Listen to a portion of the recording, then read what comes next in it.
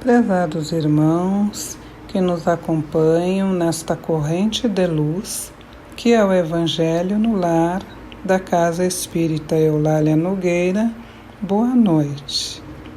Vamos neste momento harmonizar as nossas mentes, levar o nosso pensamento a Deus, nosso Pai Maior, Jesus Cristo, nosso irmão e mestre, as falanges amigas que trabalham na Casa Espírita, aos nossos protetores individuais, que eles estejam conosco, nos amparando, nos intuindo e derramando fluidos salutares que estamos precisando. O Evangelho desta noite é do capítulo 13, não saiba a vossa mão esquerda o que dá a vossa mão direita. Item 5, o óbolo da viúva. Estando Jesus sentado defronte do gasofilácio, a observar de que modo o povo lançava ali o dinheiro, viu que muitas pessoas ricas o deitavam em abundância. Nisso veio também uma pobre viúva, que apenas deitou 2 pequenas moedas, do valor de 10 centavos cada uma. Chamando então seus discípulos, disse-lhes: em verdade vos digo que esta pobre viúva deu muito mais do que todos os que antes puseram suas dádivas no gasofilácio. Por isso que todos os outros deram do que lhes abunda, ao passo que ela deu do que lhe falta, deu mesmo tudo o que tinha para o seu sustento. São Marcos, capítulo 12, versículo 41 a 44. São Lucas, capítulo 21, versículo de 1 a 4.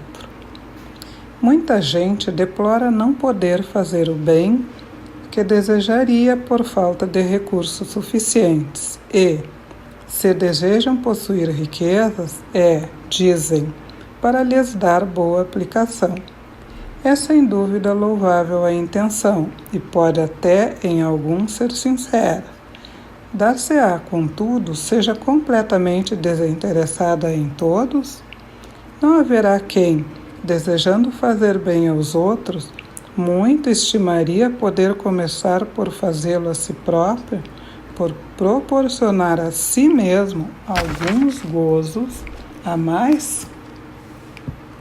Por usufruir um pouco mais do supérfluo que lhe falta, pronto a dar aos pobres o resto? Esta segunda intenção, que esses tais porventura dissimulam aos seus próprios olhos, mas que se lhes depararia no fundo de seus corações, se eles as procurassem saber, anula o mérito do intento, visto que, com a verdadeira caridade, o homem pensa nos outros antes de pensar em si. O ponto sublime da caridade, nesse caso, estaria em procurar ele, no seu trabalho, pelo emprego de suas forças, de sua inteligência, de seus talentos, os recursos de que carece para realizar seus generosos propósitos. Haveria nisso o sacrifício que mais agrada ao Senhor.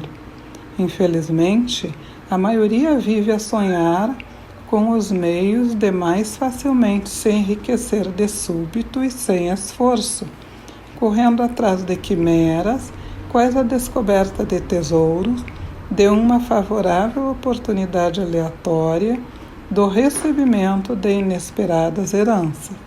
Que dizer dos que esperam encontrar nos espíritos auxiliares que os apoiam na consecução de tais objetivos? Certamente não conhece nem compreende a sagrada finalidade do Espiritismo e, ainda menos, a missão dos espíritos, a quem Deus permite se comunique com os homens. Daí vem a serem punidos pelas decepções. Livro dos Médiuns, segunda parte, números 294 e 295. Aqueles cuja intenção está isenta de qualquer ideia pessoal devem consolar-se da impossibilidade em que se veem de fazer todo o bem que desejariam. lembrando-se de que o óbolo do pobre, do que dá, privando-se do necessário, pesa mais na balança de Deus do que o ouro do rico, que dá sem se privar de coisa alguma. Grande seria realmente a satisfação do primeiro se pudesse socorrer em larga escala a indigência, mas se essa satisfação lhe é negada, submete-se e se limite-se a fazer o que possa. Aliás, será só com o dinheiro que se podem secar lágrimas? E dever-se-á ficar inativo, desde que não se tenha dinheiro? Todo aquele que sinceramente deseja ser útil a seus irmãos, 1000 ocasiões encontrará de realizar o seu desejo. Procure-as e elas lhes depararão. Se não for de um modo, será de outro, porque ninguém há que, no pleno gozo de suas faculdades, não possa prestar um serviço qualquer, realizar um consolo, minorar um sofrimento físico ou moral, fazer um esforço útil. Não dispõem todos a falta de dinheiro, do seu trabalho, do seu tempo, do seu repouso, para de tudo isso dar uma parte ao próximo? Também aí está a dádiva do pobre, o óbolo da viúva. Então, prezados irmãos, esse capítulo que trata do óbolo da viúva e que Cristo estando defronte do gasofilácio, ou seja, do local de recolhimento de oferendas, estava observando as doações das pessoas.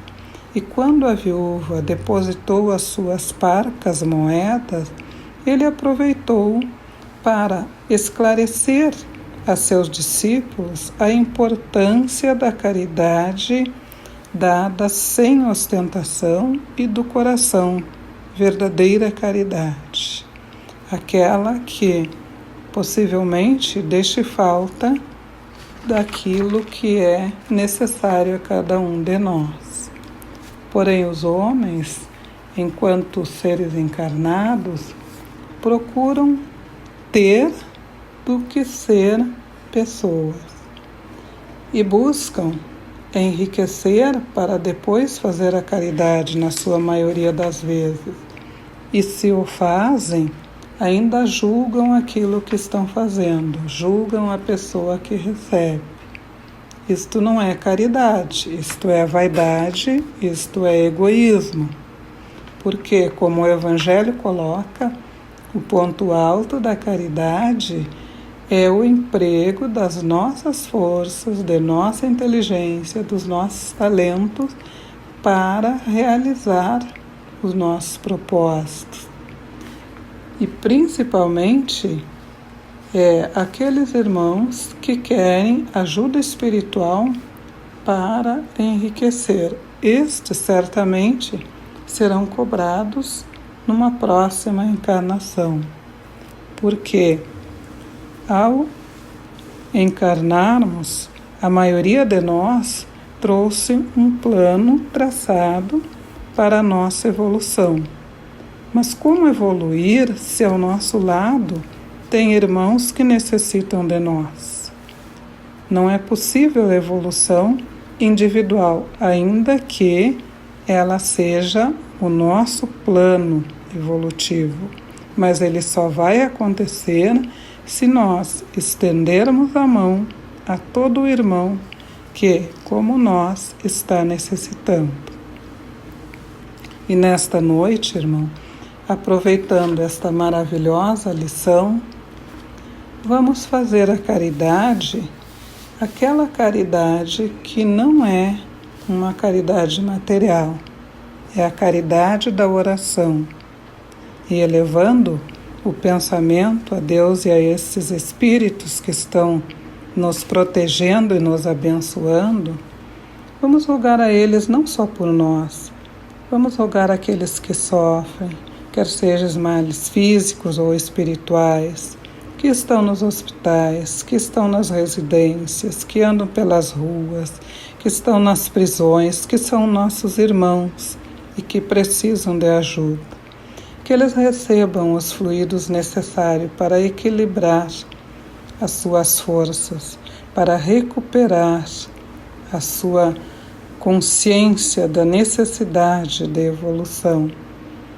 Vamos rogar também que os protetores individuais e que as falanges amigas que estão socorrendo todos aqueles irmãos que estão desencarnando nesse momento, que estas falanges recebam de nós a luz e o amparo, que em nossa pequenez nós possamos nos elevar e levar o amparo e a proteção a todos os irmãos desencarnados, para que eles possam entender que foi apenas uma passagem, que a vida continua. Que Jesus Cristo, nosso irmão e mestre, que nos deu a vida e nos deu o exemplo da continuidade da vida, que Ele esteja amparando esses irmãos, protegendo e iluminando, e que derrame suas bênçãos sobre o nosso planeta, para que livre-nos das chagas que nós mesmos criamos pelo nosso proceder, que nós possamos sair desta pandemia, se não encarnado, mas desencarnado com a consciência de que precisamos evoluir para a proteção de todos, que não é na individualidade que nós vamos ser grandes. E rogamos também aos médicos e enfermeiros do espaço que coloquem nas águas que preparamos para esta noite o remédio necessário para o equilíbrio do nosso corpo físico e espiritual, que ao ingerirmos desta água, e se for de nosso merecimento, que nós possamos nos equilibrar, mas principalmente que nós possamos resgatar a pureza da verdadeira caridade e do amor de Cristo. Que Deus nos abençoe, que assim seja.